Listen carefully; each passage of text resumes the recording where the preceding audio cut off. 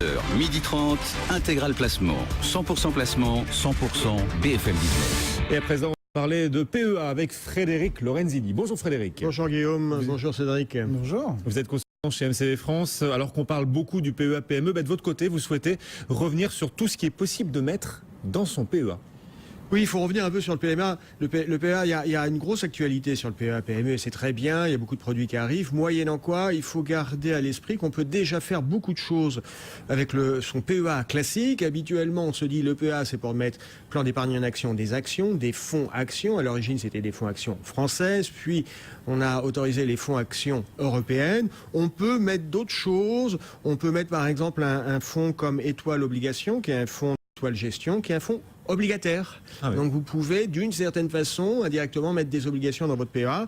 Vous pouvez mettre du monétaire, par exemple avec le fonds Allianz Sécurité PEA, qui est un fonds monétaire et qui en même temps est éligible au PEA. Et donc comment c'est possible? Alors comment c'est possible? Alors il y a une petite astuce. Les gérants, les promoteurs de ces fonds respectent l'esprit de la loi.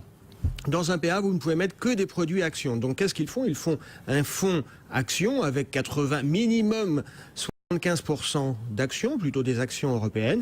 Et puis, donc, de ce fait, le fonds est éligible au PEA. Puis après, on fait un swap de performance. Un swap de performance, c'est un échange de performance. C'est-à-dire que le promoteur se tourne vers le marché et dit, j'échange la performance de l'indice Eurostock 50 ou de l'indice CAC 40 contre la performance de Léonia ou d'un indice obligataire. Et donc il y a une petite astuce, ça respecte pas l'esprit de la loi, qui normalement ouvre le PEA uniquement aux produits actions, mais le résultat est que ces produits sont acceptés dans le cadre de votre PEA. Voilà, c'est malin, et voilà pourquoi on peut mettre de l'obligataire ou du monétaire dans un PEA, même si le PEA est réservé aux actions. Pas tous les fonds obligataires, certains fonds obligataires permettent de le faire. Est-ce qu'on peut aussi mettre dans un PEA des actions hors Union européenne? Alors, on peut aussi mettre des actions hors Union européenne qui théoriquement ne sont pas éligibles, avec des produits tels que le Amundi ETF MSCI China. C'est un ETF proposé par Amundi.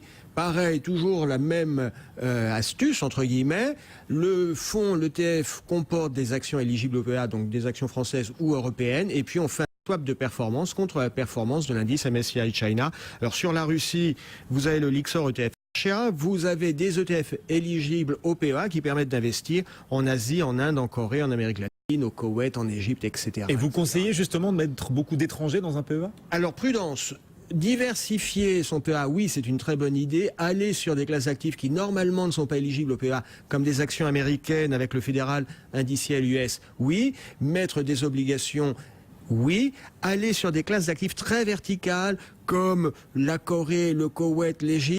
Là, il y a un facteur de risque important. C'est séduisant parce qu'on va en vacances dans ces pays, donc on se dit tiens, on va prendre un petit ticket, mais je suis pas sûr que ce soit très porteur d'investir sur un indice égyptien en fait. Voilà quelques conseils hors des sentiers battus pour